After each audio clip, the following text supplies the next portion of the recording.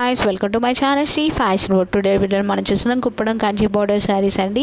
శారీస్ అయితే most trending and demand ఉన్న శారీస్ అండి. వీటన్నిటి రీస్టాక్ చేసాం మేము మరలా.